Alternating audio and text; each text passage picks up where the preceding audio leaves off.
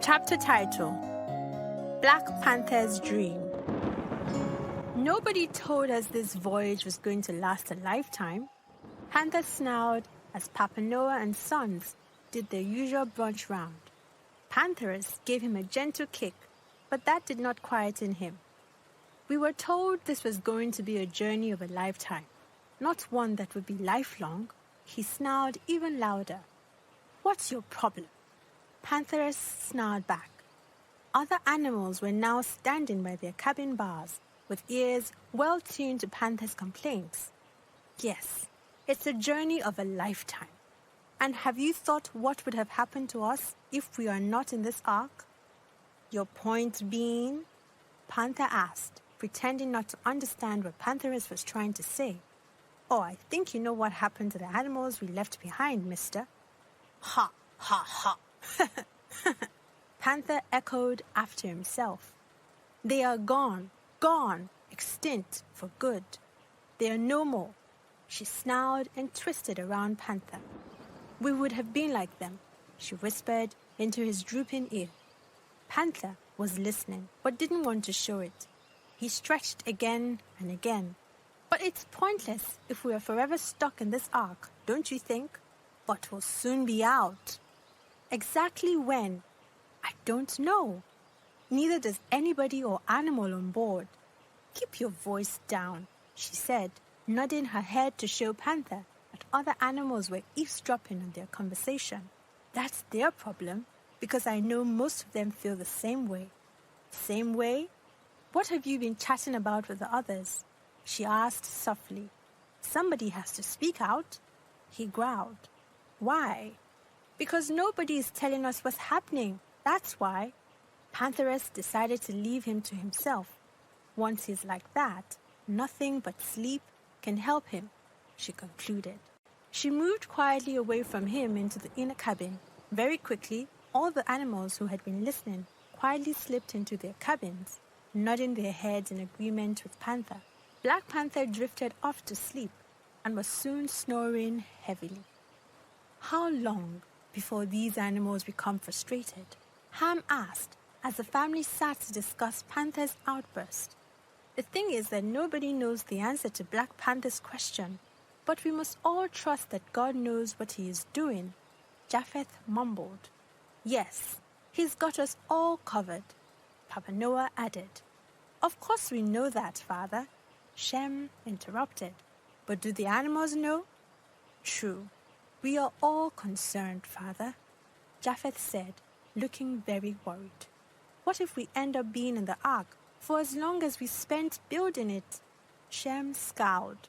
"I can assure you that it won't be anywhere nearly as long." Papa Noah grinned. Mama Noah nodded. "If you say so," they quipped. Pantheress had also drifted to sleep, and the cubs were jumping on each other, playing hide and seek. Panther was snoring louder and louder. Pantheress gave him a few gentle nudges with her front paw, but his snoring did not stop.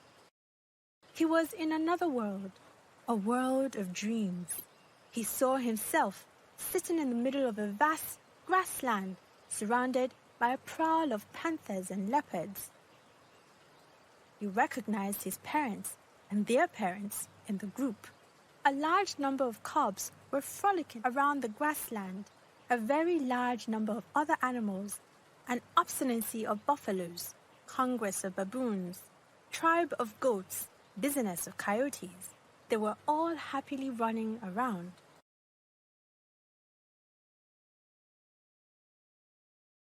He heard the grand panther call the attention of the feline family and their cubs with a great roar as he started to speak. "In the beginning, our beginning, all animals were like this, friends and friendly, happy with ourselves and with the great guardians of the garden. We cared for and looked after each other. Adam gave names to all of us. I remember him not being too sure what to call me. His first name for me was Kotku, because of my color, before deciding on Black Panther. I was his pet companion. He often forgot my name and would call me Kotku again and again, but I didn't mind. All the animals were pleased for me except the snakes.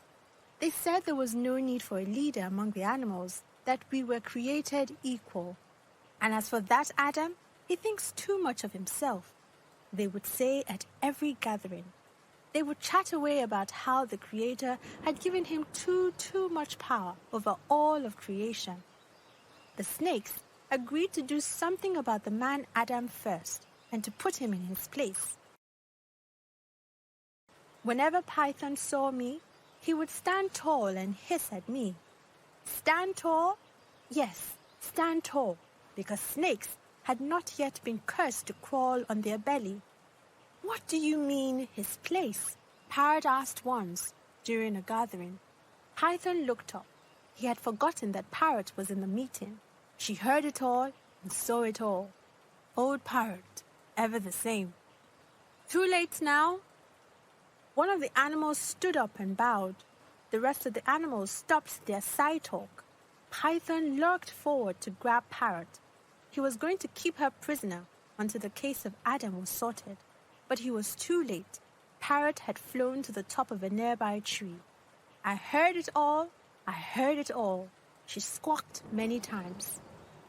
We, Zebra began, do not understand the statement, it was too late, he said, before bowing and galloping backwards to his position.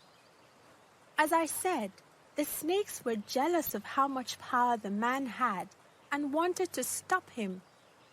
He paused for a long time before starting again. Panther stared steadily above the animals as if he was traveling in his mind. One day, Adam took me to a secret place in the garden to show me 2 special trees. He continued. The snakes were looking for us. They searched everywhere but could not find us. This is exactly why Adam must be stopped. Python hissed continuously until the other snakes arrived for the emergency meeting he had called.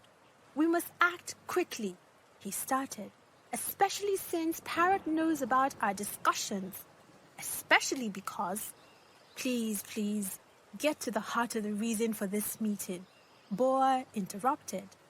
I say all the animals have become Adam's blind followers, except us, Bird Snake interrupted. Of course, they chanted proudly. We need a plan. Python, who was getting tired of the conversation, shouted. Says who? Cobra asked, looking into Python's rolling eyes. Says me.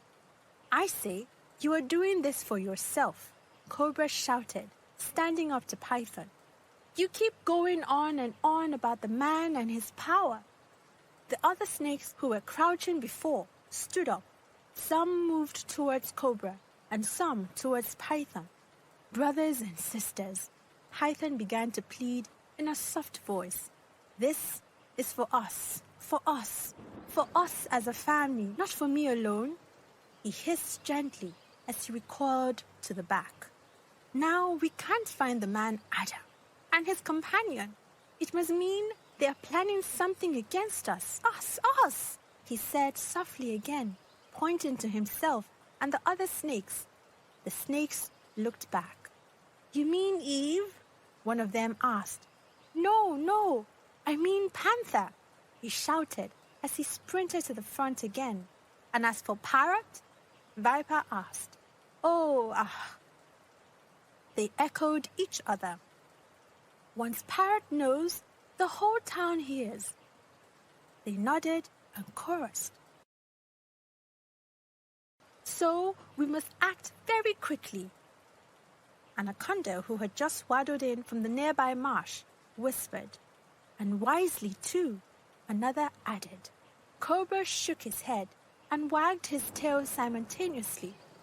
Yes, because it's them against us. We don't want them running us out of this beautiful garden, Python said over and over again. I suggest another meeting, another place, another time. he said, hissing away quickly from the rest.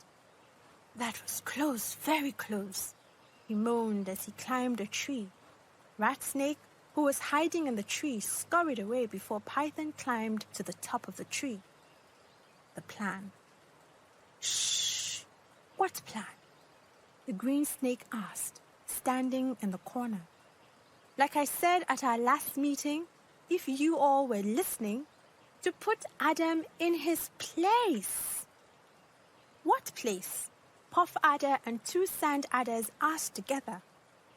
Paradise Flying Snake flew into the middle of the circle. I thought we are smart as smart can be. I say the smartest of this creation. Forest Flame Snake hissed vehemently, as if in contempt of the man Adam. Don't you know that we are now the minority? What does that mean? Hoof Snake asked. It means they are more than us, Vine Snake announced. Who are they? Them. Them against us. Them against us. Python hissed again and again. Does it mean they might try running us out of this beautiful garden? Gaboon Viper asked. Of course, of course. I think that's what Adam is planning. Python left his spot and went around repeating, of course, I think that's what he's planning, until all the snakes were mouthing and hissing the same. I think it's only in your imagination, Cobra said. Python and the others ignored Cobra. And what would happen to us, I asked you? Viper stood and asked, pointing to each snake in the meeting. Yes, what would happen to us? They chorused. So this is what we shall do. Python began to say, as he asked all the snakes to gather in a tall circle. We must get him before he gets us. Agreed, agreed, agreed. All the snakes, except Cobra, held hands and chanted until leaves started falling off their branches. From that day, the snakes went about with a slogan, accept us, accept us. No other animal except the snakes understood the meaning of their slogan. Crafty Planner. Python was busy thinking day and night how to steal power from Adam and his friend Kotku. He thought hard and even harder. The best way is to become Eve's friend. I don't think they will suspect me. After all, who suspects a friend? Soon, he became Eve's friend. They would sit under the mango tree and talk from dawn till dusk. They talked about everything. But Python made sure that Adam was never there when he met Eve. He distracted Adam to some far part of the garden. He made sure that Adam was always very, very busy working the fields. Python would sometimes scatter and mash different fruits in many directions so that Adam would be busy picking them. One day, as Python and Eve were meeting, a juicy, ripe mango fell on her lap. Python encouraged her to eat, and she ate the mango, then another fruit on another day. Afterwards, they would go around tasting all the juicy, beautiful fruits in the garden. Sometimes, he would just tell her about the many trees in the garden. Then one day, he plucked a reddish-pink apple for her. I don't think you have tried this one before, he said in his softest voice yet. Oh, no, not that one. She shuddered back. Why? Why not, my friend? He asked her. Because, she stammered, her body shaking. I have never seen you like this before, my dear one, he said, moving closer to her with the apple in his hand. You know you always ask me why I'm so clever. Crafty, he said under his breath. My friend. He paused, looking into Eve's eyes.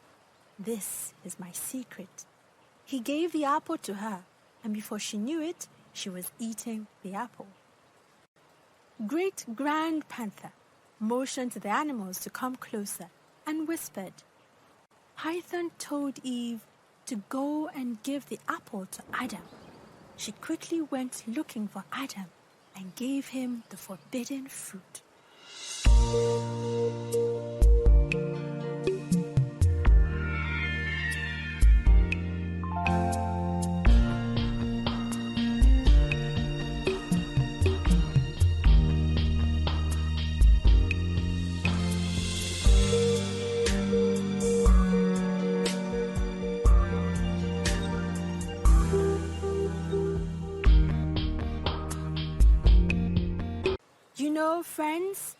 The moment man ate the fruit,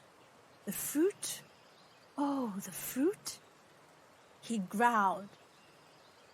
Everything changed. In a flash, the moment of madness came upon us. Adam and Eve lost their power. They had fallen for the trick of the crafty one. In the animal kingdom, friends became enemies, and we turned into brutes, killing and being killed, and some animals eating others. Man, woman, and beast were banished from the beautiful garden.